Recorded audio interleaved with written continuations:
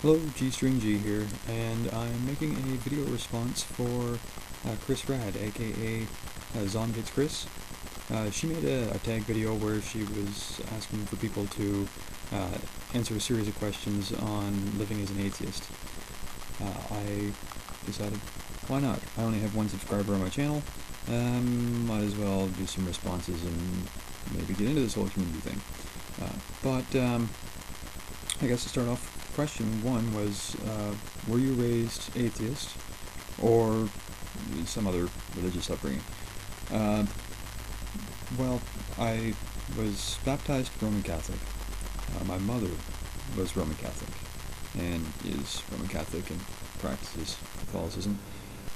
But my father, he is, he was baptized as a Protestant, and yeah, Roman Catholicism, Protestant, Celtic upbringing. Yeah, it was an interesting household. But we didn't actually discuss religion very much at home. And when it was discussed, it was more my mother doing her own interpretation of the Bible, preaching thing. But we didn't really pay much attention to her. We always thought she was a little crazy. My parents split whenever I was around 7 or 8. That's whenever my mother would maybe be an altar boy. She didn't have as much control over me then. She was too busy with her own divorce and custody battle and so on. So that's about the point whenever I got to step out and take a look at other faiths, other religions, and even atheism. So, yeah, I raised religious only for a few short years, and it wasn't really a solid foundation of religion. If raised religious,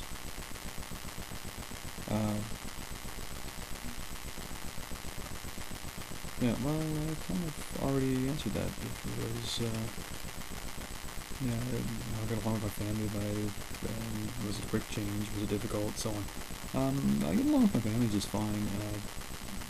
Most of my family's, I guess you could say, they're agnostic. They'll identify as, well, I'm a Protestant because that's what I was baptized. But ask them the last time they've been to church, and they can't tell you. They don't know. Others say that they're Catholic, and they haven't been to church since they could tie their own shoes. So, yeah, they're not practicing in their faith, and I guess that's common. I was raised in a blue-collar area in Canada, and in the U.S. I talk to U.S. Americans on a regular basis, every day at work, and they, for the most part, most part of what I experience, I can say that the blue-collar areas in the U.S. seem to be more religious-based. I get lots of God bless yous and so on from, like, the Bromfields. So, yeah. But in Canada, it's blue-collar areas, people are too busy working. And blue-collar areas in Canada usually means shift work, and you're working 8 or 12-hour shift work. So people just, Sunday morning comes, if they're not working already, they're sleeping because they worked all damn night. So religion's just not a big thing where I come from. There's churches and stuff, but their parking lots are only half full. So for me, as far as being a difficult change around, no, I kind of fit in with the status quo. It's just I'm one of the few that would come out and say I'm atheist. I don't believe that there is anything else that can be explained by science. We just have to use a bit of logic, and what we don't have specific answers for now, scientists are actively working on. We just have to give them more time, and maybe if you have some ideas for help further along in the research, participate. But it was a fairly quick change for me. Although through my teen years I looked at other things and I wanted to believe, I really, really wanted to believe. but logic got the best of me. Yeah, it was a fairly quick change, easy change. Still nobody really bothers me about it. Do I think that other people's beliefs are good, bad, why?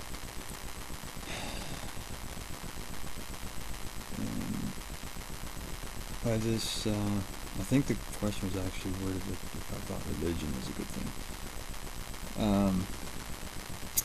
I have to say that if it's used to give you comfort, if it's used as an excuse for traditions and things, if you need an excuse to get together once a year with your family members and drink eggnog and give stupid gifts or something, if you need it as an excuse to volunteer at a soup kitchen or a clinic or something, by all means use it.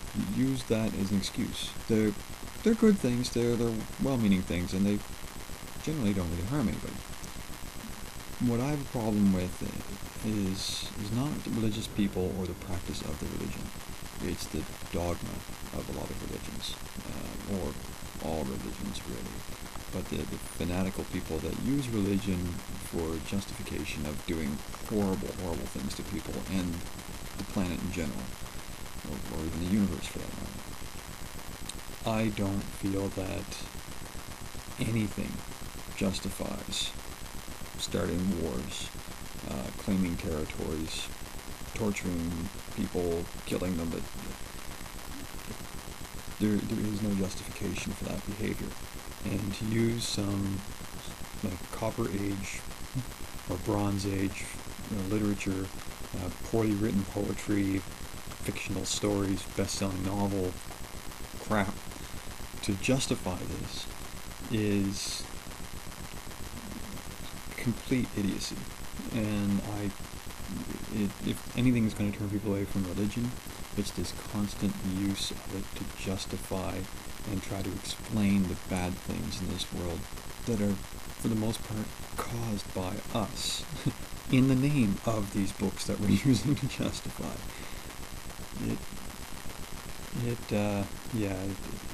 That side of it, not good.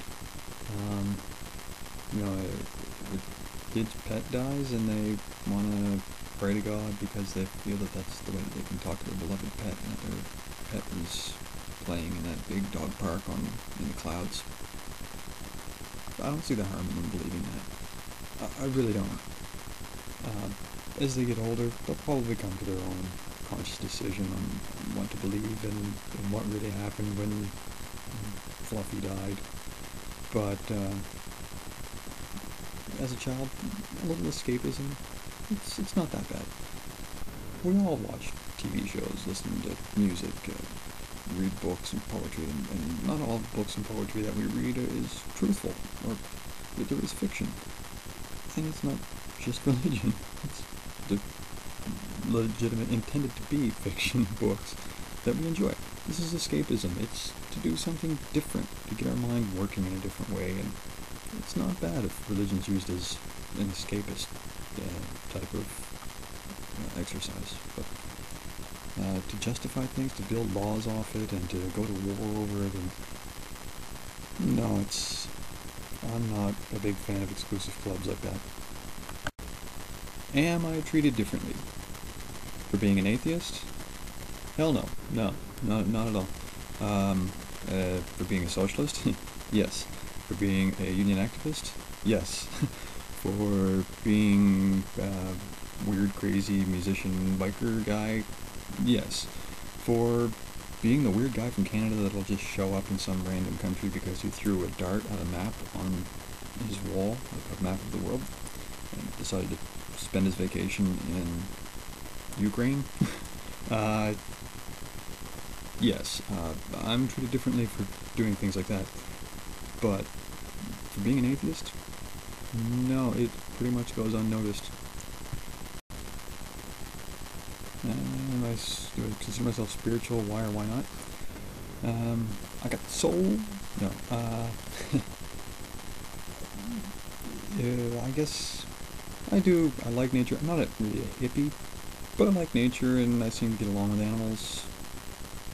If I'm in your living room, your cat or dog is probably going to cuddle up to me. Even if they claw your eyes out, they probably would end up putting a nap against my leg or something.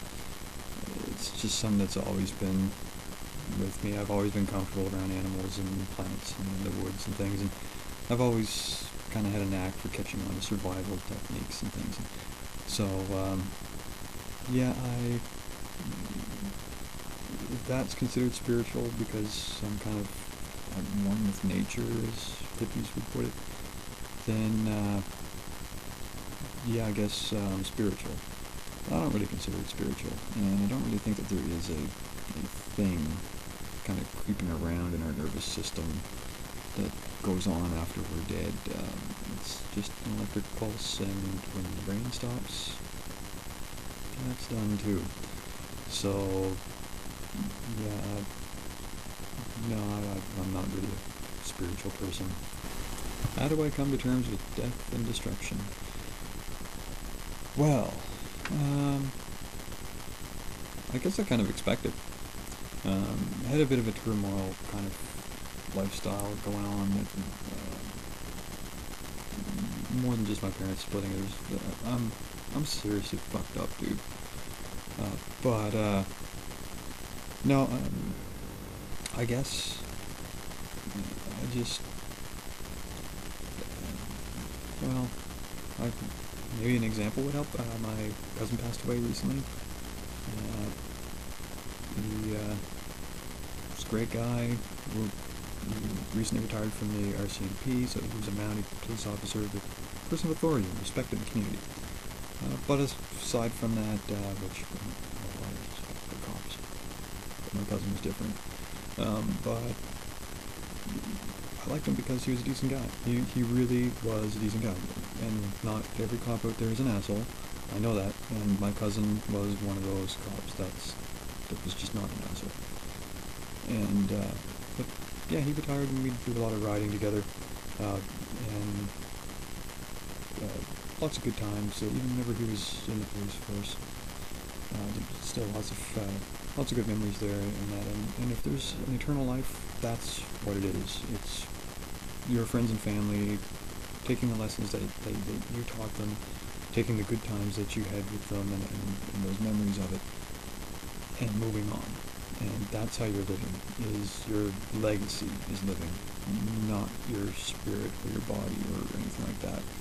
It's what you leave as your legacy.